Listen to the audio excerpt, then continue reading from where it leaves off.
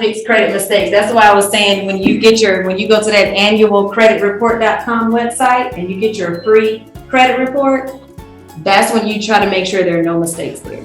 You make sure there are no mistakes, and if there's anything there, you just make sure you have to call and dispute it. You can dispute it online. You can call and dispute it. You can write a letter and dispute it. But these papers that I've given you, and I'll make sure you have them over to Christina. Okay. It gives you directions on what to do, who to contact if you see anything on your credit report that's not there. So it says review your credit card statement closely every month. Call customer service, file a dispute online, follow up with a letter, and then pay undisputed charges. So sometimes it might just be the amount. The furniture company may say that you owe let's say they said that you owed $5,000, but you had paid off most of it and you only owed $1,000. So that's a reason for a dispute. And you let them know and you show proof. Here's my receipt, I paid, and then they'll lower it, and so then it'll help with your score. So don't let things that aren't yours just sit on your credit report. That's you.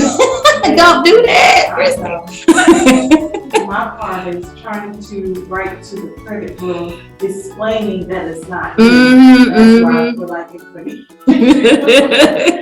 Yeah, and sometimes it does take too long to. I'm trying to get back to my PowerPoint. Excuse me. It takes too long. So it's a process, but it's worth it because. Like say for instance, what if you decided, okay, hey, I'm ready to buy a house now you got to hurry up. And they're going to move slow. They're going to take their time about removing it. So just get it done when you notice it.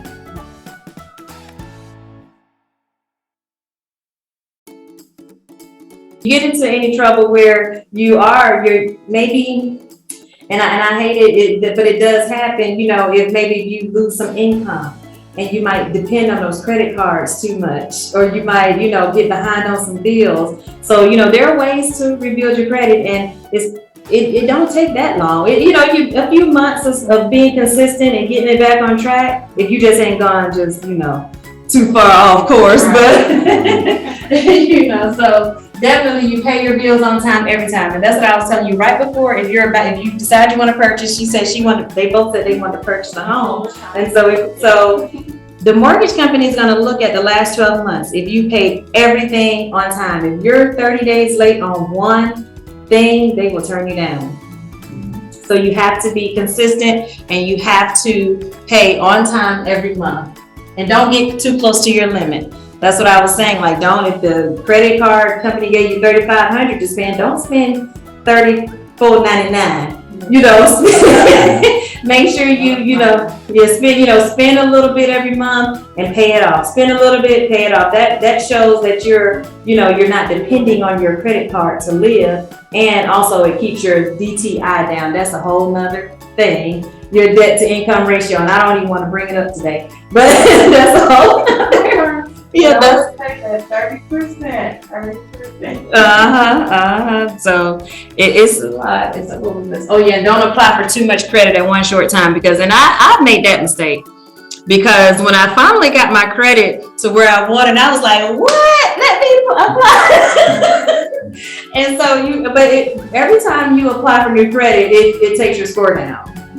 So be strategic about it. If you're saying, hey, I'm going to get 2 credit cards and a furniture deal, just do that and pay them on time every month. Don't start just applying and don't do because that'll bring your score down. And also they look at the amount of inquiries. So if you have so many inquiries, an inquiry is how many times someone looks at your credit. So that's negative. That's negative on your credit report as well. Also, they said if you do not qualify for a regular credit card, try for a secure card. A secure card is they're not really giving you credit because you're paying for it. So say for instance, if a company says, well, we can't give you a credit card, a regular credit card, but we can give you a secure card, they're going to say, well, send us, usually they start around $200. Send us $200 and then we'll put that on the credit card and you'll be able to use that $200 and pay it off every month. And then you'll start building credit. So it's your $200, but it's called a deposit. But over time, as you continue to pay your bill off every month, they'll increase it without you having to send them any more money, because they're like, okay, this is a good steward, this is someone who's gonna pay their bills on time. So we're gonna increase, and you know, because we trust them now. And what was number 5? And if you pay with a credit card, like I said, pay your balance off every month. If you want to just use your credit card for gas, just get your gas every month and then pay it off. One thing that I do, because I gave up cable, so I use it for my streaming services.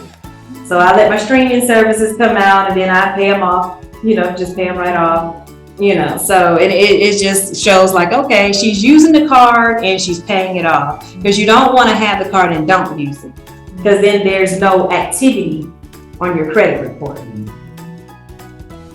And to keep it up, that's what number 6 says, keep it up, keep going, keep doing the same thing over and over. It's a cycle, but it pays off.